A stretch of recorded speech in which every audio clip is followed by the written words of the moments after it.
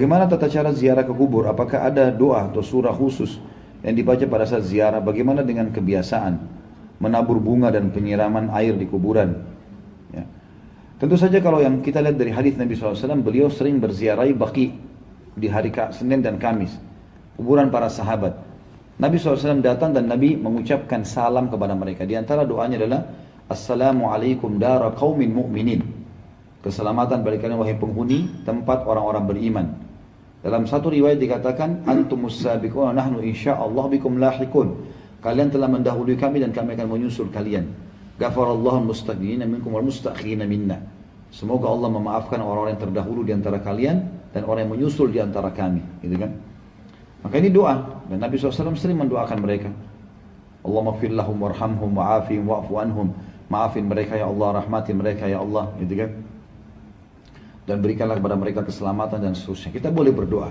Itu doa yang saya tahu, yang ziarah kubur. Kalau masalah menyiram dengan air, menabur bunga, belum pernah ada riwayat ini. Tidak pernah ada riwayat masalah ini. Jadi tidak ada hubungannya antara air yang disiram di kuburan dengan selamatnya orang itu nanti dari siksa kubur. Tidak ada hubungannya sama sekali. Sama dengan orang berlebihan memasang marmer, pakai pagar, pakai kelambu. Ada hadis Nabi SAW mengatakan kepada Ali bin Abi Thalib, wahai Ali, saya wasiatkan kepadamu jangan kau temui kuburan di muka bumi kecuali kau samaratakan dengan tanah. Jadi seperti taman makam pahlawan itu sebenarnya kuburan ideal. Jadi rata sama tanah, cuma kotak saja begitu. Itu memang seperti itu sunnahnya Nabi SAW semestinya. Kalau kita kan luar biasa, besar, bangunan, segala macam. Ada riwayat lain yang kata Nabi SAW, hai Ali, jangan kamu biarkan bangunan kuburan tinggi dan jangan kamu warnahi atau dikapuri dan jangan ditulisi. Larangannya memang begitu. Kalau kita kan tulis tahun wafatnya, tanggal wafat segala macam. Ini lama-lama kalau dibiarkan tulis juga tanggal lahirnya nanti. Dihindari saja. Yang penting adalah kita tahu orang tua kita sudah meninggal, kita doakan. Perbanyak amal soleh Bapak Ibu sekalian, perbanyak amal soleh. Siapa ada masjid lagi dibangun, sedekahkan atas namanya dia. Biar nak disebutin, Allah sudah tahu. Dalam hati kita niat. Beli Al-Quran, taruh di masjid, niat untuk orang tua kita yang sudah meninggal. Ada kesempatan haji umroh, kita haji dan umrohkan buat mereka, gitu kan. Ada ilmu yang bermanfaat yang mereka pernah sampaikan, kita sebarkan ilmu itu. Sebagaimana sabda Nabi SAW, kalau anak Adam meninggal dunia terputus sumber pahalanya kecuali dari 3, gitu kan. Ilmu yang bermanfaat, sedekah jariyah, bangunan atau sebuah fasilitas yang dipakai terus kayak masjid, rumah anak yatim, jalanan, jembatan, sumur, segala macam ini. Maka itu termasuk Umar bin Khattab pernah membeli kuda dan ditulis wakaf.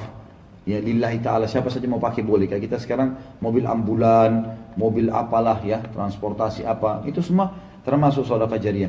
Ilmu bermanfaat atau anak soleh yang mendoakan. Dalam riwayat lain masalah haji dan umrah.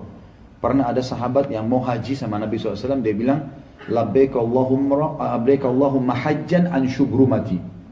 Aku niat haji untuk syubrumah. Syubrumah keluarga yang sudah mati. Kata Nabi, ahajjta an nafsik, kau pernah haji buat dirimu? Dia bilang, belum ya Rasulullah. Kata Nabi, huj an nafsik, thumma huj an syubrumati. Haji dulu buat dirimu, baru haji buat kerabatmu yang sudah meninggal. Berarti boleh kita kerjakan. Nah, batasi diri kita di amal-amal ini yang pernah Nabi perintahin. Cukup untuk itu, gitu kan. Allahu a'lam, itu yang kita tahu.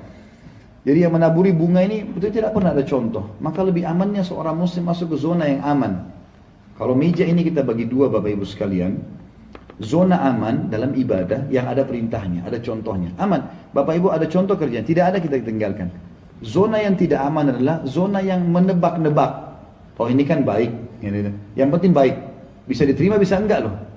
Jadi nebak-nebak. Kenapa kita masuk ke zona ini? Buang-buang waktu dan umur kita dan uang kita gitu. Untuk apa?